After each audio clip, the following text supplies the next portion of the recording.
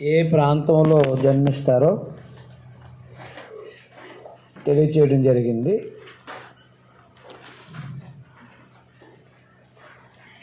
ఐదో అధ్యాయం మొదటి నుంచి.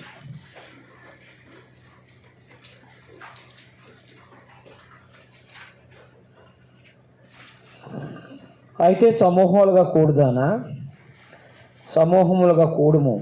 శత్రువులు మన పట్టణాన్ని ముట్టడి వేస్తున్నారు. వారు ఇశ్రాయేలీల న్యాయాధిపతిని కర్రతో చెంప మీద కొడుతున్నారు.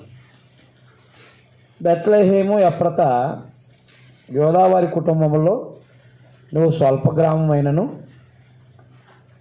నా కొరకు ఇశ్రాయేల్ని ఏలబోవాడు నీలోండి వచ్చును. పైన సందర్భం కంటిన్యూషన్ అన్నమాట. అంటే ఏంటి? వారి ఆస్తి సర్వలోకనాథుని ప్రతిష్ఠించను. అయితే సమూహాలు కూడుదానా, సమూహములుగా కూడుము. శత్రువులు మన పట్టణాన్ని ముట్టడి వేస్తున్నారు. యోధా చేసిన పాపాన్ని బట్టి ఏం చేస్తారన్నమాట? పట్టణాన్ని ముట్టడి వేస్తారన్నమాట. ముట్టడి వేసి న్యాయాధిపతిని చెంప మీద కొడతారు. అయితే నూతనమైన యెరూషలేమును పరిపాలించే రాజు ఎక్కడ జన్మిస్తాడో 2వ వచనంలో చెప్పాడు. అది మత్తయి 2:5లో నెరవేర్పు. బెత్లెహేం ఎఫ్రాతా, యోదావారి కుటుంబంలో నువ్వు స్వల్ప గ్రామమైనను, అదే చిన్న గ్రామమైన నా కొరకు ఇశ్రాయేలీని ఏలబోవాడు నీలో నుండి వస్తాడన్నమాట. ఇశ్రాయేలీని ఏలబోవాడు అంటే ఆత్మ సంబంధమైన సీయోని ఏలబోయేవాడు. అదైందా? నీలో నుండి వస్తాడు. చిన్న గ్రామమైన నీలో నుంచి వస్తాడో.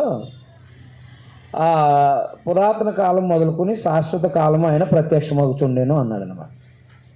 పురాతన కాలం మొదలుకొని శాశ్వత కాలం వరకు ఏమవుతున్నాడు? ఆయన ప్రత్యక్షమవుతున్నాడు. అంటే దేవుని యొక్క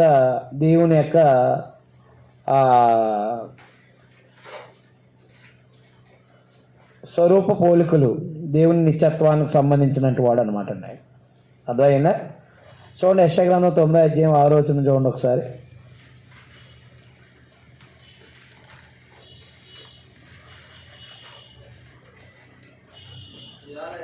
ఏలయనగా మనకు శిశువు పుట్టెను, మనకు కుమారుడు అనుగ్రహించబడెను, ఆయన భుజాల మీద రాజ్యభారం ఉండును. ఆశ్చర్యకరుడు, ఆలోచనకర్త, బలవంతుడైన దేవుడు, నిత్యుడగు తండ్రి, సమాధానకర్త, ఆయనకి పేరు పెట్టబడిన అనమాట. కాబట్టి దేవునికి ఉండే బిరుదులన్నీ ఆయనకి పెట్టబడతాయి అన్నమాట. అక్కడ మనకి శిశువు పుట్టెను, కుమారుడు అనుగ్రహించబడిన అన్నాడు కదా. కాబట్టి ఇశ్రాయేలు నుంచి వచ్చేవాడు ఆయన దేవుని యొక్క పరిపాలన అనేది తీసుకోబోతాడని 12వ అధ్యాయం ప్రార్థన గ్రంథం మొదటి నుంచి 4 వచనాల్లో 5 వచనాల్లో తెలియపరుస్తాడు. చూడండి ఒకసారి. ముందుగానే యోహాన్ గారు అది జరిగిపోయిన విషయాన్ని ప్రవక్తల గ్రంథాల యొక్క శైలిలో రాశాడనమాట. అక్కడ ఆయన ప్రవక్తల గ్రంథాల శైలిలో 12వ అధ్యాయంలో రాశాడు. ఆయన ఏంటో చూడండి ఒకసారి. 12వ అధ్యాయం మొదటి నుంచి ప్రకటన గ్రంథం.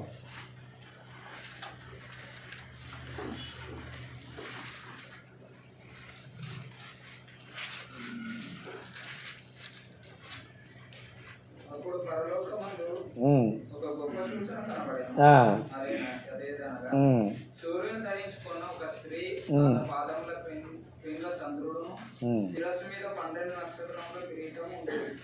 ఆమె గర్భవతి అయి ప్రసవవేదన పడుచు ఆ నొప్పులకు కేకలు వేయుచుండె. అంతటా పరలోకమందు ఇంకొక సూచన కనబడేది. ఇదిగో ఎర్రని మహాఘట సర్పము, దానికి 7 తలలు 10 కొమ్ములను ఉండేది. దాని తలల మీద 7 కిరీటములు ఉండేవి.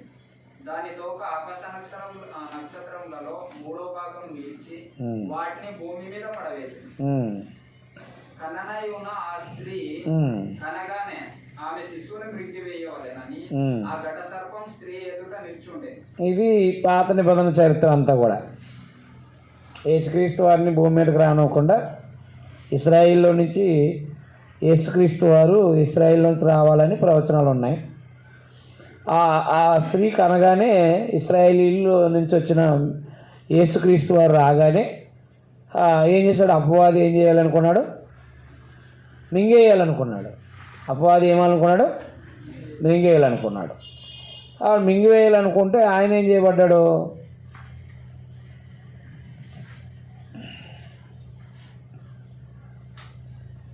ఐదో వచనం, సమస్త జనములను ఇనుపదండంతో ఎర్రనై ఉన్న ఒక మగ శిశువును ఆమె కనగా. చదివి, సమస్త జనములను ఇనుపదండముతో ఏలనైన ఒక మగ శిశువును ఆమె కనగా, ఆమె శిశువు దేవుని వద్దకును ఆయన సింహాసనం వద్దకును కొనుకోబడింది. కాబట్టి ఇశ్రాయేల్లోంచి వచ్చిన యేసుక్రీస్తు వారు, లేకపోతే మెస్సియా పాత నిబంధన ప్రకారంగా ఇశ్రాయేల్లోంచి వచ్చిన మెస్సియా భూమి మీద జన్మింపగానే అపవాది ఆయన్ని మింగేయాలనుకున్నాడు. కానీ ఆయన ఏం చేయబడ్డాడంటే దేవుని దగ్గరికి, అనగా దేవుని పరిపాలన అందుకోవడానికి వెళ్ళిపోయాడు అనమాట. అది చనిపోయి సమాచేపుడు తిరిగి లేపబడి ఏం చేయడం అనమాట, దేవుని దగ్గరికి వెళ్ళిపోయాడు. కాబట్టి దేవుని వద్దకు, ఆయన సింహాసనం వద్దకు కొనుపోబడ్డాడు. అర్థమైందా? కాబట్టి దేవుని వద్దకు కొనుపోబడ్డాడంటే ఇక దేవునికి సంబంధించిన అధికారం అంతా కూడా, దేవుని పరిపాలన, దేవుని యొక్క అదే రాజరికానికి సంబంధించిన విషయాలు ఇవన్నీ కూడా ఆయనకి ఇవ్వబడ్డాయి అన్నమాట. ఇక్కడ ఎప్పుడైతే సింహాసనం మీద కూర్చున్నాడో, సింహాసనం మీద కూర్చున్నప్పుడు సింహాసనం, ఇంతకుముందు సింహాసనాసీనుడు అయిన వాని యొక్క బిరుదులన్నీ ఏమైనాయి అనమాట, ఆయనకి ఆపాదించబడ్డాయి అన్నమాట. అలాగున ప్రభువైన యేసుక్రీస్తు వారు భూమి మీదకి ముందుగానే వస్తారని ముందుగానే చెప్పడం జరిగింది. ఆయన ఉనికిలో ఉన్నాడని చెప్పాడు అన్నమాట. ఆయన ఎక్కడున్నాడు? అప్పటికే ఏమైనాడు? కాబట్టి అప్పటికే ఆయన ఉనికిలో ఉన్నాడనమాట. ఉనికిలో ఉన్నాడంటే అర్థం ఏంటి? ఆల్రెడీ ఆయన పుట్టబోయేవాడు ఉన్నాడు అన్నమాట. చూడండి అక్కడ చెప్తున్నాడు, మరొకసారి చదవండి. మీక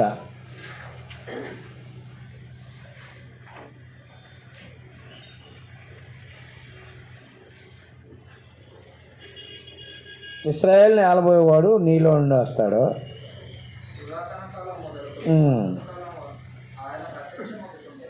అంటే ఆయన ఉనికిలో ఉన్నాడని చెప్పాడు అన్నమాట. ఆయన ఎప్పుడు ఉన్నాడు? ఉనికిలో ఉన్నాడని. కాబట్టి రాబోయే ఇశ్రాయేల్ని ఏలబోయేవాడు నీలో నుండి వస్తాడో, ఆయన ఆల్రెడీ ఆ ఉనికిలో ఉండి ఆయన ప్రత్యక్షమవుతున్నాడు అనమాట. ప్రత్యక్షమవుతూ ఉన్నాడంటే అర్థం ఏంటి? అప్పుడప్పుడు ఆయన అదే వస్తున్నాడని అర్థం అనమాట. పని చేస్తున్నాడని అర్థం అనమాట. ఆయన ప్రత్యక్షం మగుచుండేను అనమాట. ప్రత్యక్షం మగుచుండేను లేదా ప్రత్యక్షం కాబోతాడని కూడా చెప్పచ్చు. కాబట్టి ప్రసవకు స్త్రీ పిల్లల కను వరకు ఆయన వారిని అప్పగించును. అప్పుడు ఆయన సహోదరులు సేహించిన వారు ఇశ్రాయేలుతో కూడా తిరిగి వస్తారు. ఆయన నిలిచి యెహోవా బలం పొంది తన దేవుడైన యెహోవా నామ మహత్యమును బట్టి తన మందను మేపును. అది ప్రభు అన్నారు కదా యావస్వత 10లో, నేను గొర్రెలకు మంచి కాపర్నని. ఇప్పుడు ఎప్పుడైతే ఆయన స్త్రీ కనగానే ఉన్న స్త్రీ దేవుని వద్దకు వెళ్ళిపోయిందో, అది మన ప్రభు దేవుని దగ్గరికి ఎప్పుడైతే వెళ్ళిపోయాడో అప్పుడు ఏం చేయబడాడు అనమాట? దేవుని మందను మేపాడా మేపలేదా? ఆత్మ సంబంధం ఇశ్రాయేలుని ఆయన కాచాడా కాయట్లేదా? కాస్తున్నాడు. అపోస్తలుల 2వ అధ్యాయం నుంచి కదా ఆ విషయం అనమాట అక్కడ చెప్పడం జరిగింది. కన్నయ్య ఆ స్త్రీ కనగానే ఆయన దేవుని వద్దకు వెళ్ళిపోయాడు. ఎందుకు? ఆయన యొక్క పరిపాలన ఈయనకు అప్పగించబడింది. దేవుని పరిపాలన యేసుప్రభువుకు అప్పగించబడింది, మెస్సీయాకి. ఎప్పుడైతే మెస్సీయాకి అర్పించబడిందో అప్పుడు తన మందను మేపాడనమాట. ఎలాగా? నా యెహోవా మహత్యాన్ని బట్టి తన మందను మేపును. ఆయన గొప్పతనాన్ని బట్టి ఆయన మందను మేపును అన్నమాట. అనగా సంఘాన్ని, రాజ్యాన్ని లేదు కాగా వారు నిలుతురు. ఆయన భూమి అంతర వరకు ప్రభులుడగును. జాతకుతుకుని యేసుప్రభు ఎక్కడి వరకు ప్రభుడు అవుతాడు? భూమి అంతర వరకు. అంటే మత్తయి సువార్త 28:18 నుంచి 20లో చెప్పినట్టుగా సర్వలోకానికి, సర్వ సృష్టికి స్వార్థ ప్రకటించబడినప్పుడు అది ఆయన ఇశ్రాయేల్లో నుంచి వచ్చిన ఆయన ఏమైనా భూలోకానికి ప్రకటించబడ్డాడు అనమాట. భూలోకంలో ప్రభులుడు అవుతాడు అన్నాడు కదా ఆయన. ఆయన నిలుతురు. ఆయన భూమి అంతాల వరకు ప్రభులుడగును. అంటే ఆయన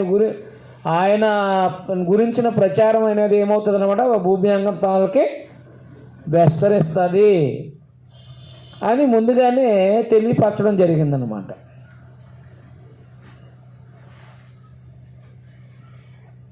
ఆయన సమాధానమునకు కారకుడగును. అశ్షూరు మన దేశంలో జరబడి మన నగరంలో ప్రవేశించగా వాడిని ఎదిరించుటకు మేము 7 గొర్రెల కాపులను 80 ప్రధాలను నియమించము.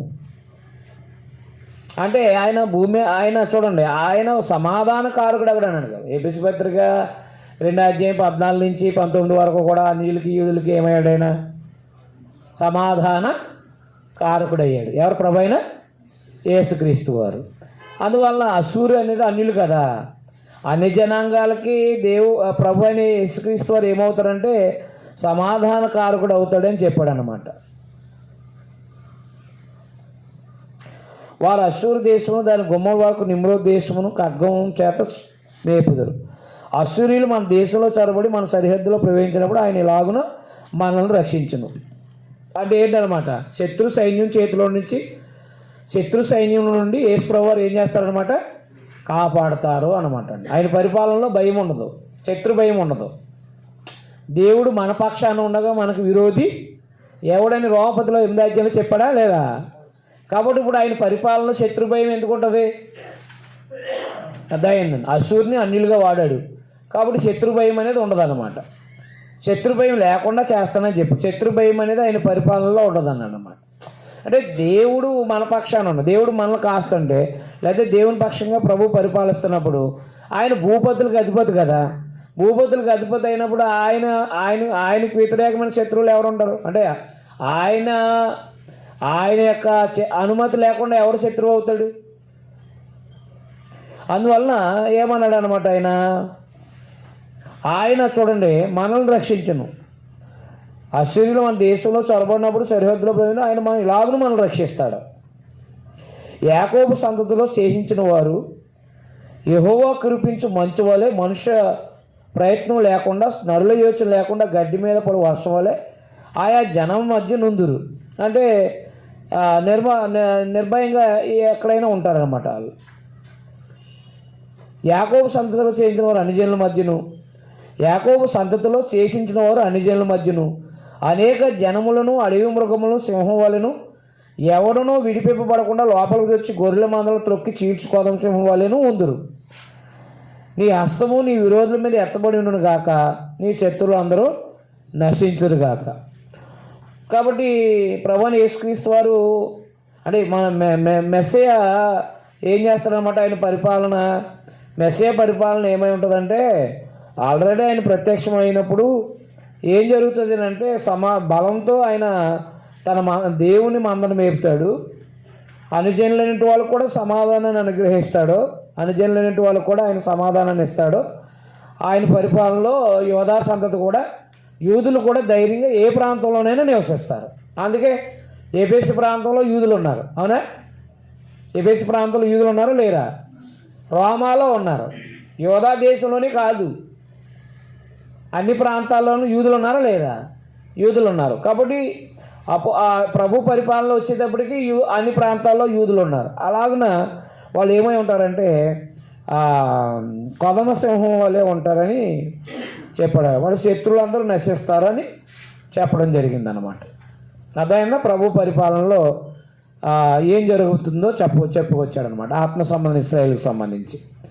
ఆ దినం నేను నీలో గుర్రములను కూడా వాటిని బొత్తుగా నాశనం చేయతును, నీ రథములను మాపివేతును. అంటే యుద్ధం లేకుండా చేస్తాడనమాట. ప్రభు పరిపాలనలో ఏముండదు, యుద్ధం లేకుండా చెప్పాడు కదా 4వ అధ్యాయంలో.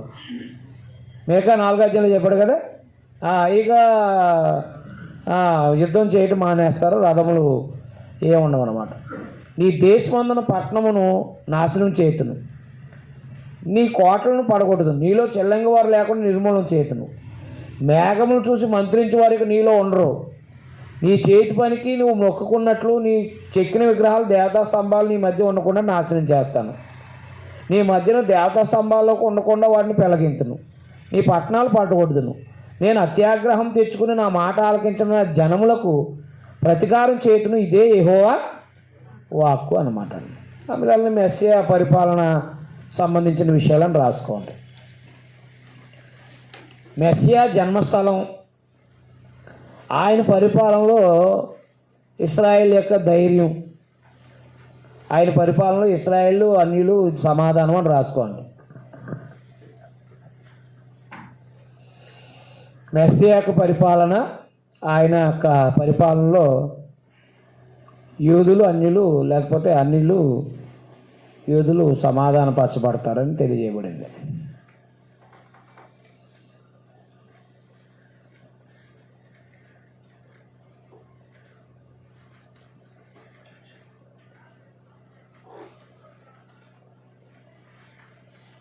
మెస్సియా పరిపాలన, మెస్సియా జన్మస్థలం, ఆయన పరిపాలనలో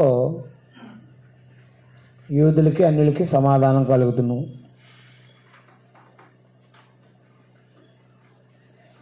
చలో సంగతులు చదువుతుంటేనేమో వేరేగా ఉంటుంది, ప్రభువుని బట్టి చూస్తేనేమో అదొక ప్రత్యేకమైనదిగా కనబడుతూ ఉంటుంది. అది ప్రవక్తల గ్రంథాల్లో అవి గ్రహించుకోగలగాలన్నమాట.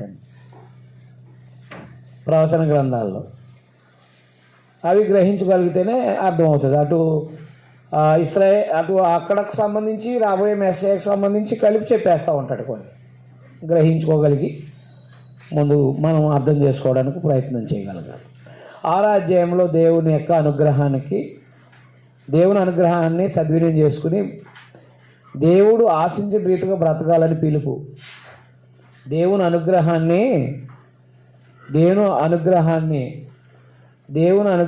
సద్వినియోగం చేసుకుని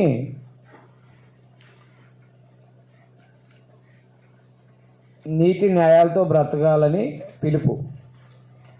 ఓ మాటలో చెప్పాలంటే మారు మనసుకు పిలుపు కదా. నీతి న్యాయాలతో మరి దేవుని అనుగ్రహం ఏంటి చెప్పాడు కదా రామపత్రలో. ఆయన అనుగ్రహ ఐశ్వర్యాన్ని తృణీకరింతావా, ఆయన యొక్క దీర్ఘశాంతాన్ని తృణీకరింతావా అంటే దేవుడు మనకు ఆరోగ్యాన్ని ఆయుష్ని అనుగ్రహిస్తున్నాడు, ఆత్మీయంగా ఎదగడానికి జ్ఞానం ఇస్తున్నాడు. ఇచ్చినవి మనం అనుసరించుకోకుండా కాలాన్ని దుర్వినియోగం చేస్తూ సరిగా ప్రవర్తించకుండా ఉంటే మనం కూడా దేవుని అనుగ్రహాన్ని నీతి న్యాయాలతో బ్రతుక్కోకుండా అవినీతితో బ్రతుకుతూ ఉంటే మరి మనం కూడా కాలాన్ని దుర్వినియోగం చేసుకున్న వాళ్ళం అవుతాం కదా. దేవుని అనుగ్రహాన్ని కూడా మనం ఏం చేసుకున్నట్టు పాడు చేసిన వాళ్ళం అవుతాం. అలాగే అక్కడున్న యెరూషలేములో ఉన్న యూదులు, అర్థమైందా, యెరూషలేములో ఉన్న యూదులు ఆయన అనుగ్రహాన్ని సద్వినియోగం చేసుకోవాలని తెలియపరిచాడనమాట. చూడండి, యెహోవా సెలవిచ్చే మాట ఆలకించండి. నీవు వచ్చి పర్వతాలకు సాక్ష్యాలు పెట్టి వ్యాజ్యమాడుము, కొండలకు నీ స్వరం వినబడి నిమ్ము. తన జనుల మీద యెహోవాకు వ్యాజ్యము కలదు, ఆయన ఇశ్రాయేల్ మీద వ్యాజ్యమాడుతున్నాడు. నిశ్చలములై భూమికి పునాదులుగా ఉన్న పర్వతాలారా యెహోవా ఆడి వ్యాజ్యం ఆలకించండి. నా జనులారా, నేను మీకు ఏం చేసి మిమ్మల్ని ఎలాగ ఆయాసపరిచితిని అది నాతో చెప్పండి. ఐగుప్తు దేశం నుండి నేను మిమ్మల్ని రప్పించి తిని, దాసగృహంలోని మిమ్మల్ని విమోచించి తిని, మిమ్మల్ని నడిపించుటకై మోసే అహరోను మిర్యాములను పిలిపించి తిని. అర్థమైంది అన్నాడు. ఇశ్రాయేల్కి చేసిన ఉపకారాన్ని జ్ఞాపకం చేస్తున్నాడు. ఇశ్రాయేల్కి చేసిన ఉపకారాలని జ్ఞాపకం చేస్తున్నాడు. నా జనులారా, యెహోవా నీతి కార్యాలని మీరు గ్రహించినట్లు మోయాబు రాజైన బాలాకు యోచించిన దాన్ని బెయోరు కుమారుడైన బిలాము అతడికి ప్రత్యుత్తరం చెప్పిన మాటలన్నీ సిత్తిం మొదలుకుని గిల్గాల వరకు జరిగిన వాటిని మనసులోకి తెచ్చుకోండి అన్నాడండి. సంఖ్యాకాండంలో 21 నుంచి చెప్పుకొచ్చాడు కదా. ఏది ఆ బెయోరు కుమారుడైన బిలాము తర్వాత బాలాకు చేసిన కార్యాలు ఉన్నాయి కదా. బెయోరు కుమారుడు బిలాము అతడికి ప్రత్యుత్తరంగా చెప్పిన మాటలు అని అంటే ఆశీర్వచనాలని అదే శాపవచనాలు దీవెనవచనాలుగా మార్చాడు. అందువల్ల యోచించిన దాన్ని బెయోరు బిలాము అతనికి ప్రత్యుత్తరంగా చెప్పిన మాటలని సిత్తి మొదలుకుని గిల్గాల వరకు జరిగిన వాటిని మనసును తెచ్చుకోండి అన్నాడు. అంటే జయించారు కదా ఆ ప్రాంతాలన్నీ కూడా, అవన్నిటిని జ్ఞాపం తెచ్చుకోండి. మరి ఆ జయం వెనక ఎవరున్నారో, ఇప్పుడు నిజానికి బిలాము ఉన్నాడో దూషించడానికి ప్రయత్నం చేశాడు, అంటే శపించడానికి ప్రయత్నం చేశాడు. దేవుడు ఏం చేశాడు? దాన్ని ఆయన శపించాలనుకున్నాడు, ఆయన ఏం చేశాడు? దీవెన వచనాలని పలికించాడు ఆయన. అందుకే ఆయన ఏం మాట్లాడాలో నేను అదే మాట్లాడతాను అన్నాడు ఆయన. అలాంటి అవన్నీ కూడా వాళ్ళ జీవితంలో మోసే ద్వారా దేవుడు వాళ్ళు నడిపించింది. సరిహద్దుల కొరకు వచ్చినప్పుడు బాలాకు బిలాము చేసిన ప్రయత్నాలు ఇవన్నీ కూడా జ్ఞాపకం చేశాడన్నమాట. చేసి నేను మీకు చేశాను కదా, మీరు నాకు ఏం చేస్తారో చెప్పాడు. అర్థమైందా? నేను మిమ్మల్ని విమోచించాను, అర్థమైంది, శత్రువుల చేతిలోని కాపాడాను. ఏం తీసుకుని వచ్చి నేను యెహోవాను దర్శించును, ఏం తీసుకుని వచ్చి మహోన్నతుని దేవుని సన్నిధిలో నమస్కారం చేతును, దహన బలులను ఏడాది దూడలను అర్పించుని దర్శించున, వేల కొలది పొట్టేళ్ళు, వేల కొలది నదులంత విస్తార తైలం ఆయనకు సంతోషాన్ని కలగజేస్తాయా? వీళ్ళందరూ అట్టుకొచ్చి ఏంటి అక్కడి నుంచి వచ్చిన కాడి నుంచి ఏం పట్టుకొస్తున్నారు? వీళ్ళు గొర్రెపిల్లల్ని తైలం పట్టుకొస్తున్నారు, అవునా? పట్టుకొచ్చి ప్రత్యక్ష గుడారంలో ఇస్తున్నారు, అవునా? అవి నాకు సంతోషాన్ని కలగజేయవు అన్నాడు అన్నమాట. అదేంటి ఇమ్మంది ఆయనే కదా, రైతే, వీళ్ళు ఇచ్చి బ్రతకట్లేదు. మీకు అర్థమైందా? ఆయన ఇమ్మన్నాడు కాబట్టి ఇచ్చేస్తున్నారు తప్ప వీళ్ళు. ఇప్పుడు దేవికాండంలో మొదటి అధ్యాయంలో దహన బలి గురించి చెప్పాడు, 2వ అధ్యాయంలో నైవేద్యం గురించి చెప్పాడు, 3వ అధ్యాయంలో సమాధాన బలి గురించి చెప్పాడు, 4వ అధ్యాయంలో పాపరాధ బలి గురించి తెలియపరిచాడు, 5వ అధ్యాయంలో అపరాధ పరిహారార్థ బలి గురించి తెలియపరిచాడు. ఆ బలుని ఎందుకు? ఎవరి కోసం? ఆయన కోసమా వీళ్ళ కోసమా? వీళ్ళ కోసం. ఎందుకు? పాప క్షమాపణ. పాప క్షమాపణ ఉన్న తర్వాత మళ్ళీ పాపం చేయడానిక, లేకపోతే నీట్గా బ్రతకడానిక? వీళ్ళు ఊరకనే బలి అర్పిస్తున్నారు అంతే. అర్థమైందా? వీళ్ళు ఊరకనే ఏం చేస్తున్నారు? బలి అర్పిస్తున్నారు. అవి నాకు అవసరమా? వేలాది నదులంత విస్తారమైన తైలం నాకు అవసరమా? నేను అడుగుతుంది ఏంటంటే, చూడండి అక్కడ, నా అతిక్రమానికే జ్యేష్ఠపుత్రుని నేను ఎత్తునా, నా పాపరారక నా గర్భఫలం నేను ఎత్తునా, మనుషుడా ఏది ఉత్తమం అడగండి, ఏది మంచిది, ఏది మంచిదో నీకు తెలియజేయబడింది కదా. అర్థమైందా? ఈ బలులు తైలాలు వద్దురా నాయన, మీరు ఎంత ఇచ్చినా నాకు సంతోషాన్ని కలదు. ఎందుకంటే ఆయనే సూచించాడు కాబట్టి, ఆయన సూచించిన ఆయన దగ్గర కట్టుకెళ్తున్నాం అంతే. కానీ అంతేనా? ఇప్పుడు ఆయన సూచించిన ఆయన దగ్గర కట్టుకెళ్తే ఆయనకి ఏంటి ఆనందం? ఆయన ఏమై ఉన్నాడో, ఆయన ఏం కోరుకున్నాడో అలా ప్రవర్తించి మంచిది. ఊరకనే బలులు అర్పణలు అర్పించే అవసరమా? చెప్పాడు కదా యేసుప్రభు, బలు అర్పణలకు ఇష్టమైనవి కాదు, మనుషులు బట్టి కోరుకునే తప్ప ఆయనకి ఇష్టమైనవి అంతే కాదు. అప్పుడు ఒక ఆయన అడిగాడు ప్రశ్న, ఏంటి నాకు ఇష్టమైన సువాసన ఆఘ్రానిస్తున్నాను నేను అంటున్నాడు ఏంటి అని. అంటే దహన బలి అర్పిస్తే అది నాకు ఇంపైన సువాసన అన్నాడు. ఆయన మనకులాగా ముక్కు ఉందా, లేకపోతే భౌతికమైన వ్యక్తా? ఏది? అబ్బా తీసి అబ్బా ఎంత సువాసన ఉందంటానికి, అవునా కాదా? అది వాళ్ళకి దేవుడు అంటే వారు త్యాగపూరితమైన అర్పణని దేవుడు అంగీకరిస్తున్నాడు. వారు పాప నిమిత్తం, ఆ పరిహార నిమిత్తం ఆయన అంగీకరిస్తున్నాడు. వారు చేసిన దాన్ని బట్టి ఆయన అంగీకరిస్తున్నాడు పాపానికి క్షమాపణ జరిగిందని. అవి కూడా వడ్డీ అంటే అసలు కాదు, అసలు అనేది యేసుప్రభులో పెట్టాడు. అయితే వీళ్ళేమో పాపం మానుకోకుండా బలు అర్పిస్తున్నారు. యెషయా గ్రంథం కూడా అదే కదా, మొదటి అధ్యాయము, అవునా? మీ బలులు, మీ పండగ దినాలంటే మీ బలులు నాకు వ్యక్సమైపోయినాయి అన్నాడు. మీ బలు నాకు వ్యకసమైనవి అన్నాడు మొదటి అధ్యాయంలో, అవునా? ఎందుకు వ్యక్సమైన? ఎందుకు ఆయనకి ఇష్టం ఏంటి? ప్రవర్తన లేకోకుండా ఎన్ని బలు అర్పిస్తే ఇష్టం ఏంటి ఆయనకి? అర్థమైంది? అర్థం అవ్వలేదా? కాబట్టి ఏం అడుగుతున్నాడు? ఏది ఉత్తమమో తెలియజేయబడింది. ఏంటి ఉత్తమమో, ఏది మంచిది, ఏది మంచిదో తెలియజేసింది కదా మనుషుడా నీకు. న్యాయము చెప్పాడు కదా, నిష్పాత్ అంటే న్యాయముగా ప్రవర్తించడం. అర్థమైందండి. అంటే న్యాయంగా ప్రవర్తించడం అంటే ఏంటనమాట? ధర్మశాస్త్రానికి అనుకూలంగా ప్రవర్తించడం. అర్థమైందా? జాలి, ఏది ఆపదల వాళ్ళ పట్ల, లేమి పట్ల కనికరం చూపించాల్సిన అవసరం ఉంది. ప్రేమించడం, అర్థమైందండి. తన పొరుగువాడిని ద్వేషించుకోకుండా ఏం చేయాలా? ప్రేమించటం. దీన మనస్సు, తగ్గించుకోవటం. నీ ఎదుట ప్రవర్తించుట ఇంతే కదా యెహోవా నిన్ను అడుగుతున్నాడు. అడుగుతుంది ఇవి అయితే వీళ్ళేమో ఎత్తుంది ఇవి, అవేమో వద్దు నాకు ఎక్కసమైపోయినాయి, మీ బళ్ళు వద్దని చెప్తున్నాడు ఆయన. మరి ఏం కావాలంటే దేవుడు మీకు అంటే మీకు ఇచ్చిన జీవితకాలంలో మీరు ఏది మంచిదో తెలియజేయకుండా దాన్ని అనుసరించండి అన్నాడు అనమాట. మనకు కూడా చూడండి, ఇప్పుడు క్రైస్తవుడికి సువార్థికుడికి ఏంటి చెప్పండి? సువార్థికుడికి ఏంటి చెప్పండి? సువార్థికుడు ఏం చేయాలి? దేవుని అనుగ్రహాన్ని ఏం చేసుకోవాలి? చదవటం, బోధించడం, చదవటం, బోధించడం, అవునా? చదవటం, బోధించడం, అతడికి జీవించడం. ఇది సువార్థికుడికి చెప్పడం జరిగింది. సాంఘిక సంఘంలో పని చేసుకోవడం, దేవుని ఆరాధించడం, మంచి పనులు చేయటం వాళ్ళకి అది, అవునా కదా? ఇవి మానేసి సువార్థికుడు ఏం చేస్తున్నాడంటే ఇది మానేసి కొత్త కొత్త సిద్ధాంతాలను కనిపెడుతున్నాడు. కనిపెట్టి జనాలను ఎలా చెడగొట్టాలో ప్రయత్నాలు చేస్తున్నాడు.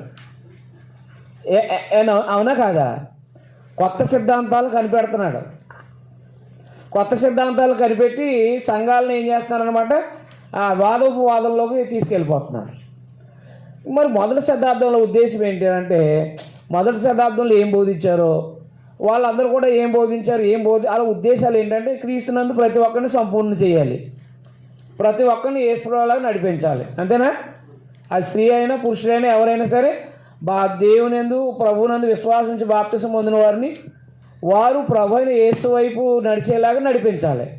మరి నడిపించాలంటే అలాంటి వారు బోధించిన బోధని నేర్పిస్తూ ఉండాలి, అవునా కాదా? అలా నేర్పిస్తేనే కదా తయారవుతారు. అది కాకుండా వేరే వేరే పనులు పెట్టుకోవడం, వేరే వేరే ప్రయాసలు, ఏం ప్రయోజనం? అర్థమైందా? ఇప్పుడు సంఘం ఉన్నారనుకోండి, దైవ కార్యాల మీద మనసు లేక ఇంకెంతసేపు ఏం సంపాదించాం, ఏం తిన్నాం, ఏం సంపాదించాలా, ఏం సుఖపడాలా, వీటి మీద ప్రయాసపడుతున్నారు. అసలు దేవుని అనుగ్రహం ఎందుకు జీవితకాలము? అర్థమైంది. దేవుడు ఎందుకు అనుగ్రహిస్తున్నాడు? ఆరోగ్యాన్ని, ఆయుష్ని ఎందుకు ఇస్తున్నాడు? ఏం చేసుకోవడానికి? మన లోపాలు దిద్దుకుని బ్రతకడానికే కదా. మరి ఆనాడు ప్రజలైనా అర్థమైంది, ఈనాడు ప్రజలైనా ఇంచుమించు అలాగే ఉన్నట్టుగా ఉన్నారు చూడండి. ఇప్పుడు కూడా బయలు అర్పణలు కానుకలు ఇచ్చేస్తారు, ఏదైనా వేసేస్తాం. మేము బ్రతకడం అంటే మా వల్ల అవ్వదని చెప్పేసి నేను అంతేనా? బ్రతకడం మా వల్ల అవ్వదు. ఏంటి ఏమేమంటే చచ్చిపిల్లి గడిచేస్తాం అంతే, ఏం కాదు. గడిచేది 10 మంది 10 యాభీలు వేసుకుంటాం, లేదా ఏమైనా వేసుకుంటాం, ఎలాగైనా చేస్తాం చచ్చిపిల్లి. అదే కదా కావాలి నీకు, కట్టేస్తాం. కుర్చీలు కొనాలా, కొంటాం. ఇంకేం కొనాలి, మైక్ సెట్ కావాలా, కొనేస్తాం. న్యాయం అంటే పనికిరాదయ్యా మాకు. ప్రేమ అంటావా అసలు పనికిరాదు. అది జాలి అంటావా అది అవ్వదు మనకి. జాలి చూపిస్తే మనం నాశనం అయిపోతాం, అవునా? ప్రేమ చూపిస్తే పాడైపోతాం, అంతే కదా జనాలు అయ్యేదాన్ని. అలా అయితే దేవుని అనుగ్రహాన్ని, ఐశ్వర్యాన్ని పాడు చేసుకునే వాళ్ళు అవుతారన్నమాట. నాతో పాటు ట్రైనింగ్ అయిన వాళ్ళు ఎలా ఉన్నారంటే, బ్రదరు మత్తయి సువార్త 6వ అధ్యాయంలో 33వ వచనంలో ఏముంది? ఆ స్థాయిలో ఉన్నారు చాలామంది. మీకు అర్థమైందా, అర్థం అవ్వలేదా? ఏముంది 33లో? ఆయన రాజ్యమును, ఆయన నీతిని మొదట ఎతకండి, అప్పుడు మీకు అవన్నీ అనుగ్రహించబడతాను. అంటే ఏం చేస్తున్నారు వీళ్ళు? ట్రైనింగ్ అయిపోయి బాగా రాసేసుకుని పక్కన అడేసి వీళ్ళ పనులు చూసుకుని ఆదివారం ఏదో 4 రిఫరెన్సులు. ఈ కంకటెన్స్ ఒకటి ఉందిగా సెల్లో, సమాధానం అని కొడితే ఓ 14 పదాలు, సమాధానం సమాధానం సమాధానం. వీళ్ళకి ఏదో అర్థం అవ్వదు. నేను అంతేనా? దాని బ్యాక్గ్రౌండు, దానికి సంబంధించిన విషయాలు, లేకపోతే ఏమన్నా మూలంలో ఏమన్నా ఒరిజినల్ వరల్లో ఏమన్నా ఏదైనా ఒక విషయం ఏమైనా ఉందా? అది ఆ వెతుకులాట ఏమి లేదు కదా. ఉందా? ఏమి లేదు. అప్పటికప్పుడు మర్చిపోతే కనుక ఇంకా అంతే సంగతులు. ఇక్కడ మర్చిపోయినట్టు వీళ్ళకే తెలుసు, వీళ్ళకి ఎవరికో తెలియదు. నేను అంతేనా? రిఫరెన్స్ అబ్బా సిద్ధపడలేనోడు ఎలా ప్రసంగం చేస్తాడో తెలిసిపోద్ది కదా. భోజనము శ్రద్ధతో వండిన వాళ్ళును శ్రద్ధ లేకుండా ఉన్నోళ్ళు కనిపెట్టగలుగుతారా? కనిపెట్టలేరు. మీరు కనిపెట్టలేరా? అంటే ఏదో తింటున్నారు అంతే మీరు. నేను అంతేనా? ఏదో తిండి తింటున్నారు అంతే అనుకుంటే మీరు కనిపెట్టలేరు. నేను కనిపెడతాను. ఏ రోజు శ్రద్ధతో వండారో, ఏ రోజు శ్రద్ధతో వండలేదో నేను కనిపెడతాను. అర్థమైందా? ఇలా తిప్పేసి అలా మోతాడేసి ఎక్కడికో పోతారు. ఏమవుతుంది? అవుతే మాడిపో మొత్తం కాదు, మొత్తం ఏం మాడదు. మొత్తం మాడిపోయిన వాళ్ళు తెలివైన వాళ్ళు అవన్నీ అలా తీసి మళ్ళీ కొండ పక్కన ఆడేసి దీన్ని మళ్ళీ మ్యాజిక్ చేసేస్తారు, స్మెల్ కనిపెట్టేయచ్చు. అవునా కాదా? ఆ ముందేసి కనిపెడతలేదా? కనిపెట్టచ్చు. శ్రద్ధగా వండింది ఎప్పుడు కూడా చాలా టేస్ట్గా ఉంటుంది, అందులో ఏమి ఉన్నా లేకపోయినా. శ్రద్ధ లేనిది ఎన్ని రకాలైన ఐటమ్స్ చేసేసినా నాశనంగానే ఉంటుంది, అది టేస్ట్ ఉండదు, ఏముండదు. నేను అవునా కాదా? అన్ని రకాలు వేసేసి తిప్పేస్తూ ఉంటారు అలాగా ఇంట్లో నేను మాట్లాడేది. అవునా? మీరేం చేస్తూ ఉంటారు? తిన్న వెంటనే ఆలోచిస్తారు, ఏం చేస్తారు? ఏంటి ఇలా ఉందని. కానీ కనిపెట్టాలి, శ్రద్ధతో ఉండాలి, శ్రద్ధతో ఉండాలి. అది మీ టాలెంట్. అదేంటా తినేవో టాలెంట్ అంటే ఎంత తింటున్నాడు అనేది కాదు. తినేవో టాలెంట్ ఏంటంటే ఎంత శ్రద్ధతో వండింది అసలు కూర భోజనం అనేది మీరు కనిపెట్టగలగా. అర్థమైందా? ఓ దెబ్బ ఎక్కువైంది అంటారు, ఓ దెబ్బ తక్కువైంది అంటారు. అదైందా? కొంచెం మాడింది అంటారు, లేకపోతే ఇదైంది అంటారు. అదే ఏదో మొత్తం మీద సంబంధించింది ఏదో వస్తూ ఉంటుంది. ఒకటే మాట, ఏది జరిగినా వంట దగ్గర శ్రద్ధ చూపించలేదు అంతే. కాబట్టి వంట సరిగ్గా రాలేదు. ప్రసంగం కూడా అంతే. ప్రసంగం కూడా ఏం చేయాలా? ప్రసంగాన్ని సిద్ధం చేసుకోవాలి వద్దా? సిద్ధం చేసుకోవాలా. సిద్ధం చేసుకోకుండా వాళ్ళ మీదకు ఇసిరేస్తాం రెఫరెన్స్ని, గరిటల్ని. అది అట్టాక గిరిగిరి తిప్పేస్తూ ఉంటారు కదా, అలా తిప్పేస్తున్నాం అనుకోండి, ఏమవుతుంది? ఏమవుతుంది? వాళ్ళకేమీ అర్థమవుతుంది, వాళ్ళకేమీ టేస్టీగా ఉండదు, టేస్టీగా ఉండదు. అప్పుడు ఎదగలేరు. అప్పుడు ఏమవలేరు, వాళ్ళు ఎదగలేరు అన్నమాట. అంతేగాని ఏదో కీర్తన కాదు, వాళ్ళైతే మాస్టర్లలో అయితే మహాగా మేధావులు. వాళ్ళు ఏదో కీర్తన చేస్తారు, ఎంత వాళ్ళు సిద్ధపడకపోతే. అదే కీర్తన తీసి ఆ కీర్తన చుట్టూ తిరుగుతున్నాడంటే ఈడు ఎప్పుడు కనీసం ఈ వాహనంలో ఎక్కడెక్కడ ఆడి వాళ్ళు అదే ప్రసంగమే తయారు చేసుకోలేదని అర్థం. అది అర్థమైనా అర్థం లేదు. వాళ్ళేమో అలాగే వెళ్ళిపోతారు. ఇంకా వాళ్ళేమి ఆత్మ సంబంధం ఎదిగించాలా అనే ఆలోచనలు వాళ్ళకి ఏమి ఉంటాయా? ఉండవు. ఏముంటుంది వాళ్ళకి? ఏళ్ళ ఆరాధన అయితే ఎంత కానుకలు వచ్చినాయి, ఎంతమంది జనం వచ్చారు, ఎలా వస్తాయి రావా, రైట్, అదే ఉంటుంది. కాబట్టి వాళ్ళు ఏది చెప్పాలో చెప్పేస్తారండి ప్రజలకు అనుకూలంగా. మనమైతే ఏం చేయాలి? మొదటి శతాబ్దంలో సంఘాలకి ఏం బోధించారో అదే బోధ మనం బోధించాలి. బోధించాలంటే సిద్ధపడాలి వద్దా? ప్రతి ఆదివారం దేవుని సంకల్పం అయితే ప్రతి ఆదివారం దేవుని సంకల్పం. ఎదుగుతారా ఎదగరా? ఎదగరు. ప్రతిరోజు బంగాళదుంప కూర ఉంటే ఏమి ఎదుగుతారు? అది ఒకటేనా? అది ఆయన ఇంకా అనేకమైన కూరగాయలు ఎందుకు ఇచ్చాడు దేవుడు? అన్నిట్లో విటమిన్స్ అన్నీ ఉన్నాయి కదా, ప్రోటీన్స్ అన్నీ ఉన్నాయా లేవా? అన్నీ తినాలి కదా, రోజుకు ఒక కాయగూర చెప్పుని తినాలి, అవునా కదా? మరి ఆ దేవుని వాక్యం కూడా అలాగే ఒక ప్రత్యేకమైన అంశంతో ప్రతి ఆదివారం మనం కనబడాలి. ఒక ఆసక్తికరంగా ఉండాలి వాళ్ళకి ప్రసంగం. సుందరాలాగా పేర్లు మార్చకూడదు మళ్ళీ. అర్థమైందా? కట్టి విడిచిన కన్నీటి కాదన్నా ఒకటి, ఇంకేంటి దాన్నే ఇంకోటి ఏంటి, మరణం తర్వాత ఏం జరగబోద్దనా? అదే పాఠం పేరు మారుతుంది, రెఫరెన్స్లు అయ్యే. క్రీస్తు ఆగమనం అంటాడు, అది రెండో రాకడంటాడు, అదే. మీకు అర్థమైంది? విశ్వ వినాశనం అని అంటాడు. ఇంకా పేరు ఒకటి, పేరు తేడా తప్ప మొత్తం ప్రసంగం అంతా అదే. మరి మీకు తెలుసలేదు, అలా కూడా ఉండకూడదు. ప్రతి ఒక ఆసక్తికరంగా ఉండాలి. ఒక ఆదివారం ప్రతి ఆదివారం ఆసక్తికరంగా ఉండాలి ఆ అంశం అన్నమాట. అర్థమైంది? రోజు బంగాళదుంప పెడితే పిల్లలు ఏమంటారు తెలుసా? రోజు ఒకే కూర పెడితే మళ్ళా ఏదైనా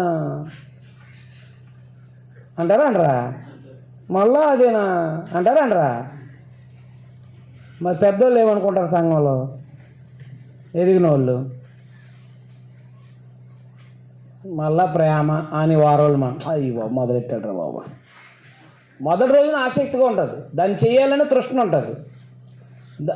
అదే అదే చెప్తూ ఉంటుంటే వాళ్ళకి అబ్బా అనిపిస్తుంది అన్నమాట. అలా ఉండకూడదు, ఆసక్తికరంగా ఉండగలగాలన్నమాట. అర్థం అవ్వలేదా? కాబట్టి దేవుని పిల్లలుగా దేవుడు మనకు అనుగ్రహం, మనకి పట్ల అనుగ్రహమే, సంఘం పట్ల అదే సంఘమైన మన అందరి పట్ల అనుగ్రహమే. అనుగ్రహేశ్వర్యాన్ని మనం ఏం చేసుకోవాలి? తృణీకరించకుండా ఉండాలంటే సమయాన్ని సద్వినియోగం చేసుకోవాలి. మనము జీవించాల్సిన జీవిత విధానం అంతా కూడా జాగ్రత్తగా జీవిస్తూ ఉండాలన్నమాట. ప్రభు అదే చెప్పాడు శాస్త్రుల పరిచయాలకి, మీరు జీలకర్రలో పుదీనాలు అన్నీ ఎత్తున్నారు అయితే అవి మానకుండా నీతిని, ఆయన కనికరం, న్యాయాన్ని వదిలిపెట్టకుండా చెప్పాడు ఆయన. అన్నారా అనలేదా? జీవితం ఇంపార్టెంట్, ఆరాధన ఇంపార్టెంటే, జీవితం కూడా ఇంపార్టెంట్, రెండు ఇంపార్టెంట్. ఇక్కడ కూడా అదే, ఊరకనే వీళ్ళు బళ్ళు అర్పిస్తున్నారు, జీవితం లేదు. చెప్పాడు కదా జీవితం లేదని. మనం 2-3 అధ్యాయాలు చదవాం కదా, 2-3 అధ్యాయాలు బట్టి ఏముంది? జీవితం అనేది లేదు. ఇప్పుడు దేవుడు ఏం ఆశిస్తున్నాడంటే, మీరు అలా జీవిస్తున్నారు కాబట్టి అలా వద్దు, ఏది మంచిదో తెలిసిపడింది కదా, దాన్ని అనుసరించున్నాను అన్నమాట. న్యాయంగా, సరిగా, దేవుడు అంగీకరించేటట్టుగా.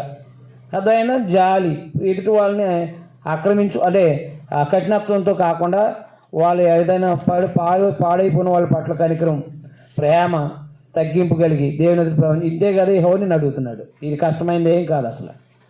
మనం కొండల మీదకి వెళ్తే తేవాల్సింది కూడా కాదు. ఏనంతేనా?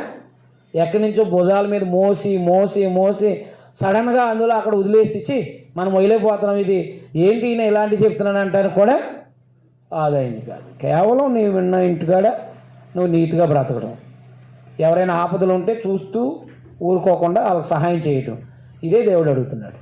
మన కొత్త నిబంధనలో కూడా యేసు ప్రభు ద్వారా మనల్ని అడిగేది తగ్గింపు, న్యాయం, ప్రేమ, సహనం, ఇవన్నీ కూడా అడుగుతున్నాడా లేదా? అవి మనల్ని కూడా అడిగేది. మనమేమి మోయి సఖ్యం కాని బరువులేం మనం ఏదేం పెట్టలేదు ఆయన. అది గమనించుకోండి. కాబట్టి దేవుని అనుగ్రహాన్ని ఇశ్రాయేలు సద్వినియోగం చేసుకోవాలని పిలుపు, అంతేనా? అంతే కదా? రైట్, చూడండి అక్కడ ఆలోచించుడు ఏవో పట్టణం ప్రకటన చేస్తున్నాడు. పట్టణానికి జ్ఞానం గలవాడు నీ నామం లక్ష్యపెట్టును, శిక్షణ గూర్చి వార్తను, శిక్షణ నిర్ణయించిన వారిని గూర్చిన వార్తను ఆలకించండి. అన్యాయం చేయవారి ఇంట్లో అన్యాయం చేత సంపాదించిన సొత్తులు చిన్నదిగా చేయబడిన హేమను కొలయు చిన్న ఉన్నవి కదా. చూసారా, అన్యాయం చేత సంపాదించడం అంటే ఏంటి? అర్థమైందా? అంటే వ్యాపారాల్లో సరైన గుండ్లు లేకపోవటం, అంటే న్యాయ సంబంధమైన త్రాసులు లేకపోతే తప్పు త్రాసు, తప్పు రాళ్ళు చచ్చి ఉంచుకుని నేను పవిత్రుని అగుదునా అంటే ఆస్తి ఉంది ఇంట్లో సంపాదించింది, ఎక్కడది? అది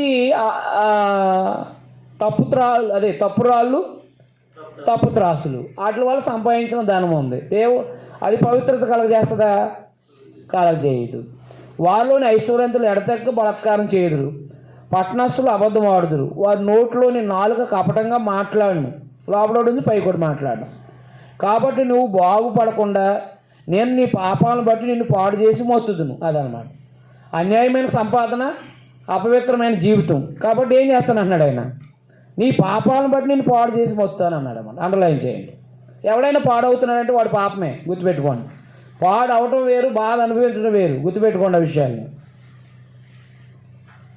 నువ్వు భోజనం చేసినా నువ్వు తృప్తి కానేరదు. అదైనా అగైలో చెప్పాడు కదా, అగైలో కూడా చెప్పాడా చెప్పలేదా? రైట్. కాబట్టి నువ్వు భోజనం చేసినా నీకు తృప్తి కానేరదు. నీవెప్పుడు పస్తుగానే ఉండు, నీవేమైనా తీసుకుని పోయినను అది నీకు ఉండదు. నువ్వు భద్రం చేసుకొని కొంచుకొని పోదాన్ని దోపుడుకు నేను అప్పగిస్తాను. ఎవడొకడు దోసేసుకుంటాడు భద్రంగా ఉంచిన దాన్ని. నువ్వు విత్తనం విత్తుదు కానీ కొయ్యకు ఉండు. చూసారా, చాలామంది పంటలు పండించారు కానీ కొయ్యడానికి అవకాశాలు లేని పరిస్థితులు వచ్చేసినాయి కొన్ని చోట్ల.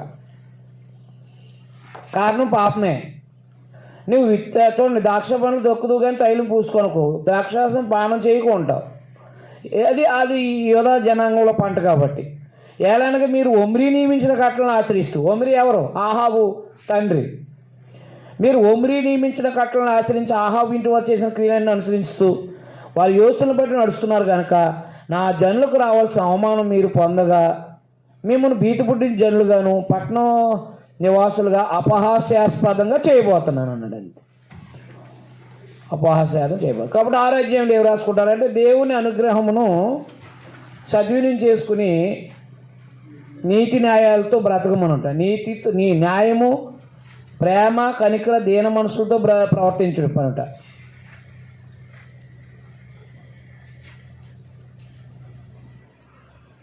వారి పాపాన్ని బట్టి వారు నాశనం చేస్తానని తెలియపరచుట. వారి పాపాన్ని బట్టి నాశనం చేస్తానని తెలియపరచుట. పాపము అంటే హీబ్రూలో ఖత అన్నారు అనమాట. ఖత అంటే పాపం. ఖత ఖత అంటే పాపం అని అర్థం.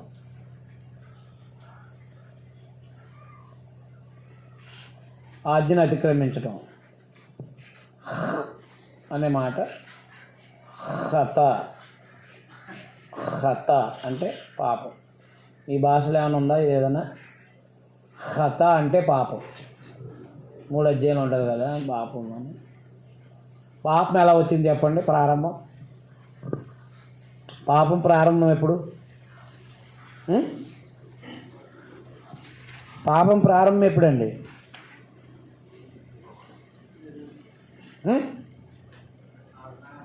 పాపం ప్రారంభం ఎప్పుడు? రోమపత్రిక 5:12. ఏది పాపం ప్రారంభం? అంతేనా? ఏం చెప్పండి? పాపం ప్రారంభం ఎప్పుడు? ఒక మనుషుని ద్వారా పాపం, పాపం ద్వారా మరణం లోకంలో. మరి దేవదూతల నుంచి ఏంటారేంటి? దేవదూతల నుంచి పాపం వచ్చిందంటారేంటి? పరలోకంలో నుంచి వచ్చిందంటారేంటి? అపవాది మొదటి నుండి పాపం చేస్తున్నాడు. అపవాది అనేవాడు ఆదికాండం నుంచే ఉన్నాడు. అవునా? వాడు ప్రారంభం నుంచి ఏం చేస్తున్నాడు? పాపం చేస్తున్నాడు. మరి పాపం జగత్తు పునాది పరకునుపు దేవదూతల ద్వారా వచ్చిందంటారేంటి? వీళ్ళు గ్రంథం ఏం చెప్పింది? అది ప్రారంభం నుండి ఉందన్నాడు. జగత్తుకు ముందు పాపం ఉందా? లేదు. ఉందా? లేదు. మరి ఎందుకు ప్రసంగాలు? బైబిల్ భాష అయితే తెలుస్తుంది కదా. ఒక మనుషుని ద్వారా పాపం లోకంలో ప్రవేశించింది. పాపం అది మనిషి ద్వారానే. 7వ అధ్యాయం. వేసవికాల పనులు ఏరుకున్న తర్వాత, ద్రాక్ష పనులు పరిగి ఏరుకున్న తర్వాత ఎలాగుండునో నా స్థితి అలాగే ఉంది. ఏంటంట? భక్తులు లేకపోతే ఏంటి ఆయనకి? ఇంకా పరగలో కూడా ఏమి లేదంట ఆయనకి. దేశం అంటే ఉంది కానీ ఎవరు లేరు? భక్తిపరులు లేడు. ప్రయోజనమా అప్రయోజనమా? ప్రయోజనం లేని ఎంతమంది ఉంటాయండి సుఖం దేవుని పిల్లని పేరు. ద్రాక్ష పండ్లకి ఎలా ఒకటి లేకపోయినా నా ప్రాణానికి ఇష్టమైన కొత్త అంజూరు పండు అయితే లేకపోయింది. భక్తుడు దేశంలో లేకపోయినా అండర్లైన్ చేయండి. ఆ కాలానికి సంబంధించిన సమయం సుమా ఇప్పుడు అనకండి. ఆ కాలానికి సంబంధించి మేకా కాలానికి సంబంధించి భక్తుడు ఏం లేదనమాట. దేశంలో లేకపోతే జనుల్లో యథార్థపరుడు ఒకడునూ లేడు.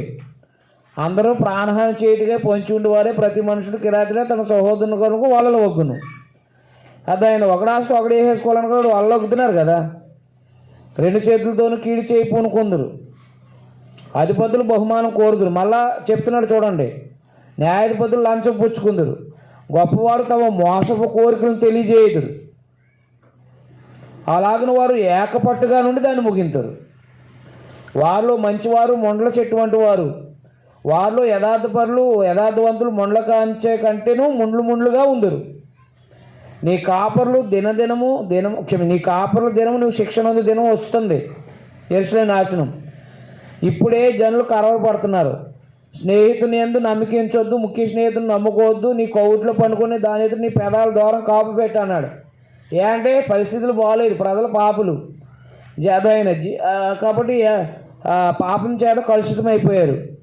కాబట్టి కుమారుడు తండ్రిని నిర్లక్ష్య పెడుతున్నారు. కుమారుడు తల్లిని కోళ్ళు అత్త మీద లేచెదరు. ఎవరింటి వారో వారికి విరోధులు అవుతారు.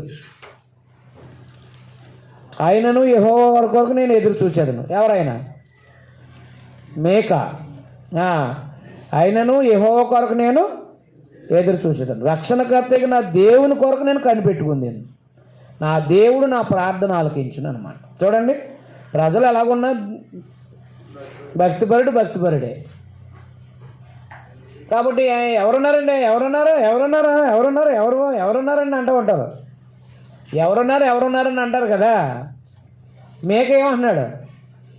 ఎవరున్నారని మనం అందులో కలిసిపోతానికి.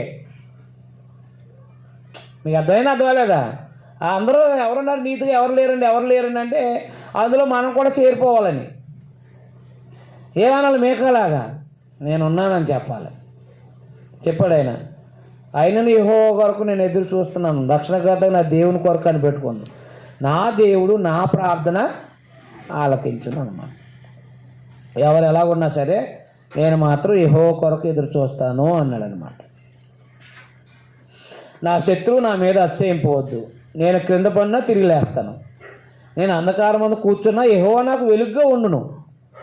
నేను యెహోవా దృష్టికి పాపం చేస్తును కనుక ఆయన నా పక్షంగా వ్యాజ్యమాడి నా పక్షం న్యాయం తీర్చే వరకు నేను ఆయన కోపాగ్ని సహింతును. ఆయన నన్ను వెలుగులోనికి రప్పించును, ఆయన నీతిని నేను చూసేదను, నా శత్రువు దాన్ని చూచును. నీ దేవుడిని యెహోవా ఎక్కడని నాతో అన్నది అవమానం నొందునను, అది నా కండ్లకు ఆగపడును. ఇప్పుడు అది వీధిలోనున్న బురద వలె త్రొక్కబడును. నీ గోడలు మరలా కట్టించి దినం వస్తుంది, అప్పుడు నీ సరిహద్దు విశాలపరచబడును. ఆ దినమందు అశ్షూరు దేశం నుండి ఐగుప్తు పట్టణం నుండి ఐగుప్తు మొదలుకొని యూఫ్రటీస్ నది వరకు ఉన్న ప్రదేశం నుండి ఆయా సముద్రాల మధ్య దేశాల నుండి ఆయా ప్రాంతాల మధ్య నుండి జనులు నీ వద్దకు వస్తురు. అయితే దేశ నివాసులు చేసిన క్రియలను బట్టి దేశం పాడగును. అది అండర్లైన్ చేయండి. ఏదేమైనా వాళ్ళకి భవిష్యత్తులో వాళ్ళకి ఒక నిరీక్షణ ఉన్నా ప్రస్తుత పాపాన్ని బట్టి ఏమవుతుంది అన్నమాట. అయితే దేశ నివాసులు చేసిన క్రియలను బట్టి దేశము అదనమాట.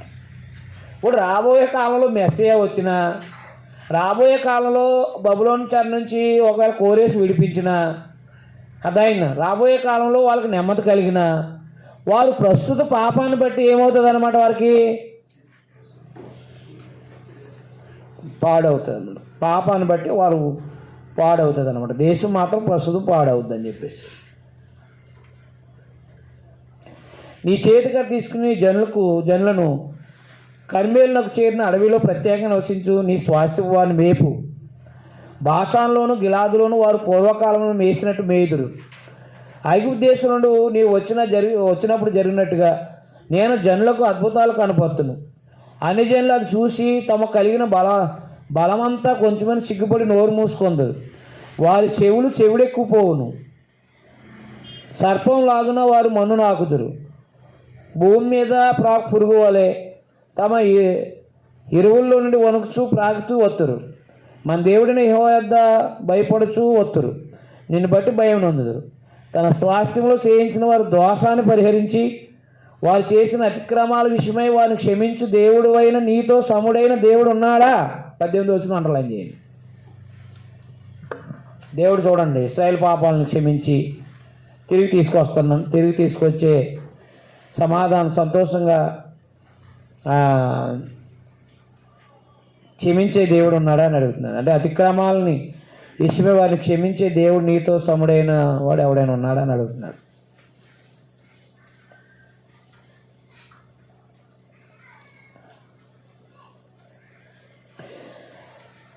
ఆయన కనికరం చూపుడేందుకు సంతోషించేవాడు కనుక నిరంతరం కోపం ఉంచడు. ఆయన మరలా మన యందు జాలిపడును. ఏది? బబులోను చెర నుండి తిరిగి తీసుకొస్తానికి ఆయన మరలా మన యందు జాలిపడును, మన దోషాలు అణిచివేయను. వారి పాపములన్నీ సముద్ర గాథలు నువ్వు పడవేతువు. పూర్వకాలం నువ్వు మా పితరులైన అబ్రాహాము యాకోబులు ప్రమాణం చేసిన సత్యమును కనికరం నువ్వు అనుగ్రహిస్తావు అనమాట. 19 వచనం అనేది తిరిగి తీసుకోవడానికి సంబంధించిన ప్రవచనం అనమాట. ఆయన మరలా మన యందు జాలిపడును. యాకోబు యందు జాలిపడిన అన్నాడు కదా. యెషయా గ్రంథంలో కూడా ఈ మాటలు చెప్పడం జరిగింది.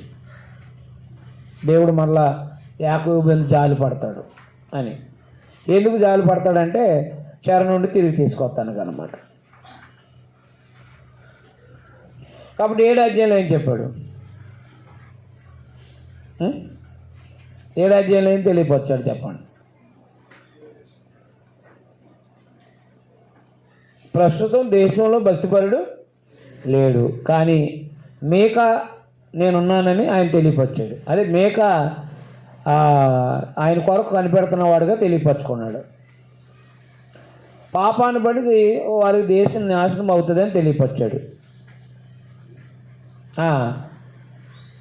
పాపాన్ని బట్టి దేశం నాశనం అవుతుంది అని తెలియపరిచాడు. మేకా కాలంలో భక్తిపరుడు అనేవాడు దేనికి దేవుడు అంగీకార యోగ్యమైన వాడు ఒకడో లేడని తెలియపరచాడు. ఇస్రాయేల్ యోధ జనాంగానికి పునరుద్ధరణ. చెరనుని తిరిగి తీసుకొస్తానని అభయం. చెరనుని తిరిగి తీసుకొస్తానని అభయం.